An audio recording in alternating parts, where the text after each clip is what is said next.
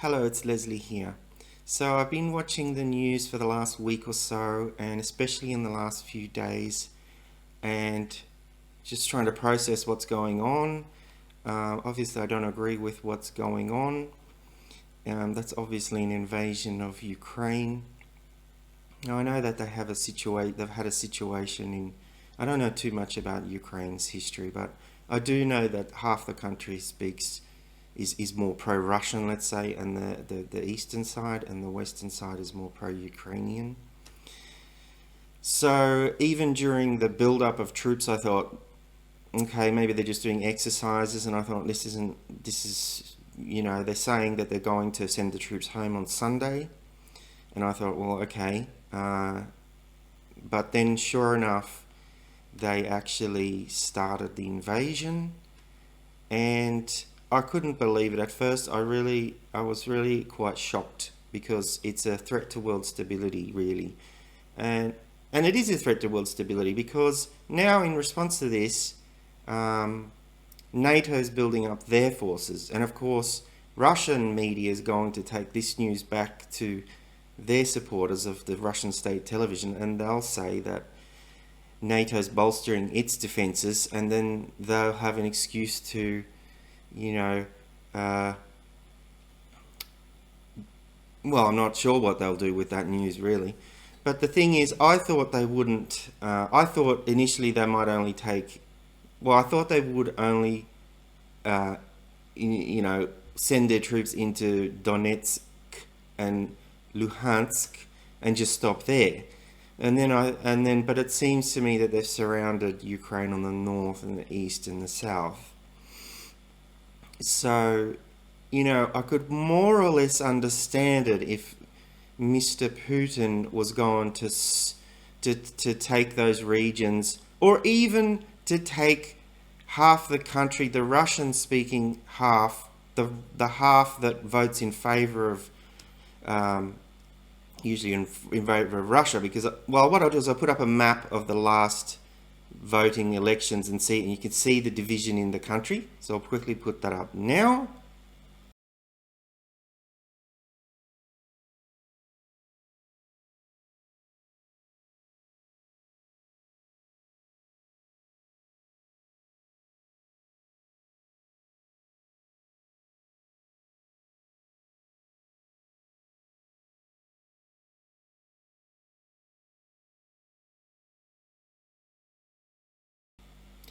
So I thought, he might just take half the country. I think it's divided by a river or something. But it does appear that he's going towards the capital of Kiev. And he doesn't belong there. What the hell is he doing? I don't understand it. And I initially started to make a video about this in Russian, but I literally didn't have the words to describe what was going on. I don't quite have the vocabulary yet to be able to express myself in Russian. I mean, I could try, but I won't, because I wanted the first video to be of me speaking Russian of something else that's not on this theme. So, but you're probably thinking, well, how does this happen? How does this happen? What's going on? I think what's going on is a lot of Russians don't support this war, and they tend to be the people that get their news from other sources other than state television. And that's usually the younger people, but not all younger people. Some older people I've seen, obviously not in support of this war. They're obviously getting their news from somewhere else. And the next video I'm going to do will show you just how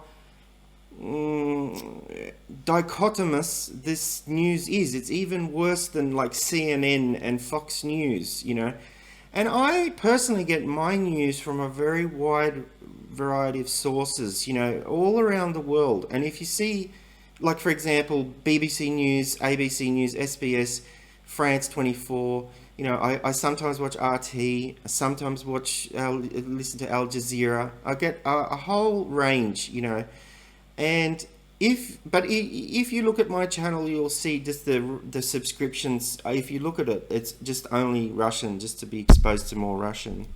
But I am subscribed to RT and Russia, like Russia Today, and Channel 1 and Russia 24. I am subscribed to them, but I'm also subscribed to other independent media, and I've tried to get a balanced view. So one of the reasons I thought, yeah, I will make this video is to at least share with you some of the outlets that I've found. The first one is, of course, TV Rain. That I'll put up the links in the description below to all these. TV Rain is very pro Navalny, and so you'll see what's going on there against the war in Ukraine. So I've been following them especially for the last 3 days. My Russian's improved quite a bit just listening to news for many hours straight. So the first one's TV Rain. And I also encourage Russians to start looking at these channels, because if you're only getting your news from one source, Russia 24 or Russia Today, you're not getting the whole picture. It's like a type of brainwashing. You're being set up or being primed for something. So the next one I found was Medusa. Medusa, I think that means jellyfish, I'm not sure. Also Media Zona, but they are just, I think, a newspaper only. They don't have a YouTube channel. Obviously there's Navalny's channel, and then also Navalny Live. And the last one I just found today was Znak, which I think means sign or signal or something. So Znak I found is a smaller channel, and they have 13,500 subscribers. So I've just subscribed to them. And the funny thing is, you know, there's this company called Roskomnadzor or something like that. They are the company. Roskomnadzor is the company that censors all the independent media. And they have listed a lot of these outlets as foreign agents.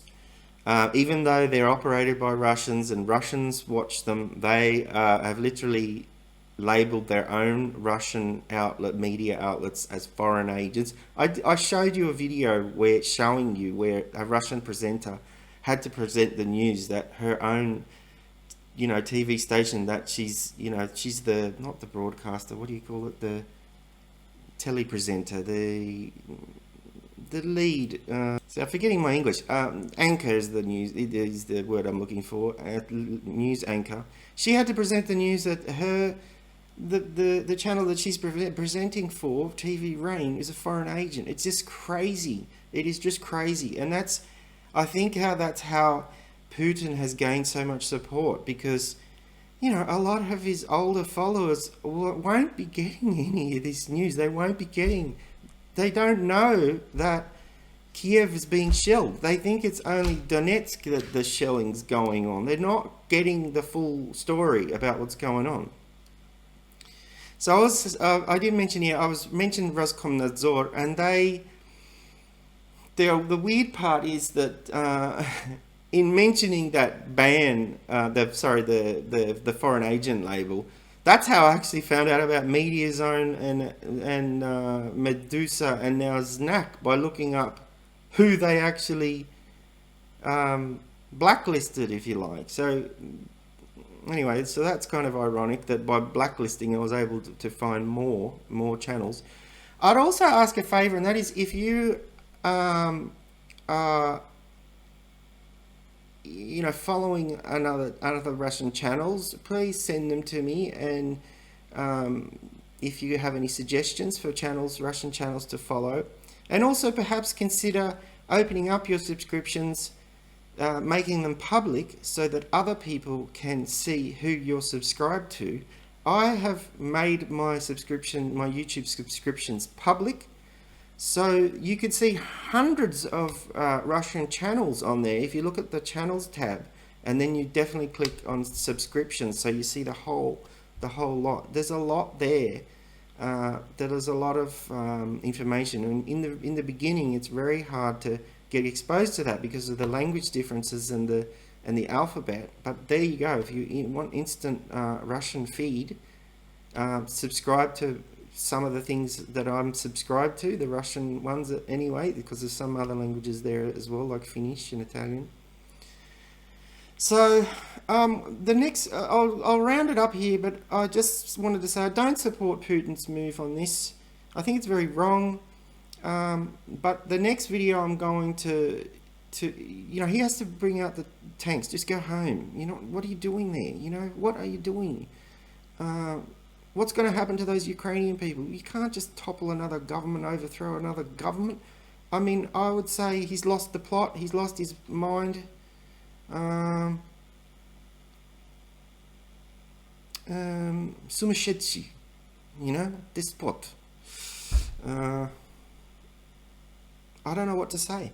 But the next video I'm going to quickly show you just how different they are. I'm going to put up a video of last year at the Navalny protests and how Russian state television covered it. And that'll be about 10 minutes, and you can watch the first 10 minutes or so of Russian state television coverage of the Navalny protests, and then you can watch the TV Rain coverage at the last 10 minutes or so. Okay.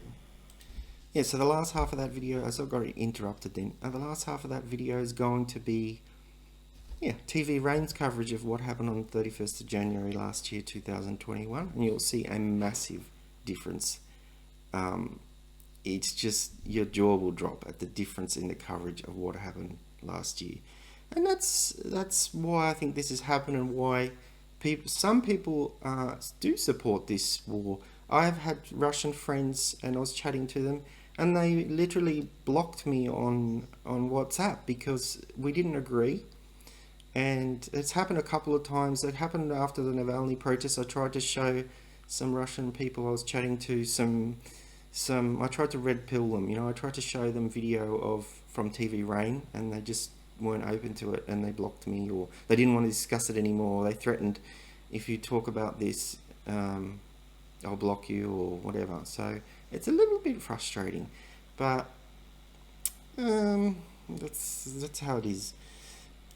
So it's very shocking, really, what's happened, and especially after coronavirus all this last year's, and before coronavirus here in Australia, it was the bushfires. We had the bushfires in 2020 or 2019 or whatever year it was. We had the whole of the eastern, half the seaboard, half the coast on fire. My house was surrounded by fire. As soon as that ended, corona started, and now this. It's like, what else? Now, that's all we need is World War III now, isn't it? And this is unprecedented in the last 30, 40 years. And what's going to happen is that, if he takes Ukraine, he'll be on the border with NATO forces in Poland, and they'll be very, very close, and he doesn't want that. And I think what also might happen is he might take Moldova, because that's not a NATO country, or Georgia or something. So we'll see. Anyway, thanks for watching. That's all I have time for. Bye.